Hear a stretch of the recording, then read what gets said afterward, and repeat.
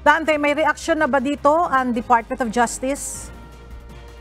Magandang tanghali, Ella. Ayon sa isang opisyal ng Department of Justice o DOJ ay pag-uusapan pa nila itong kaso ngayon, Ella, kasama ang kanilang mga prosecutor. At kaugnay nga niyan, o kaugnay ito sa inilabas na warrant of arrest ng Davao City Regional Trial Court Branch 12 laban kay Apollo Kibuloy at 5 pa nitong associate na sina Jacqueline Roy, Crescente Canada, Pauline Canada, Ingrid Canada at Sylvia Simanes. Ayon sa hukuman, may batayan para ipapaaresto si Kibuloy at ang 5 pa nitong mga kasamahan. Itong Lunes, Ella, April 1, inilabas ang arrest warrant na pirmado ni Judge Dante Baguio. Pero batay sa impormasyon na nakalagay dito, noon pang March 14, unang ipinag-utos ng hukuman na ipaaresto si Kibuloy at ang mga kasamahan nito.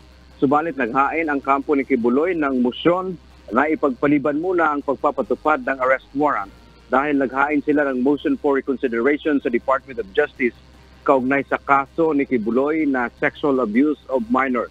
Noong March 19 ay una nang naglabas ng arrest order ang Senado laban sa religious leader dahil sa hindi pagsipot sa pagdinig ng komiteng pinangungunahan ni Senator Risa Ontiveros kaugnay sa mga aligasyon ng pang-aabuso ni Kibuloy. Sa kanyang pahayag kasunod ng arrest warrant ng korte kay Kibuloy, sinabi ng mambabatas na bilang naanya ang masasayang araw ng religious leader at naniniwala siyang mahuhuli ng mga otoridad si Kibuloy. Yan ang ating update mula dito sa Maynila. Balik sa iyo, Ella. Maraming salamat, Dante Amento.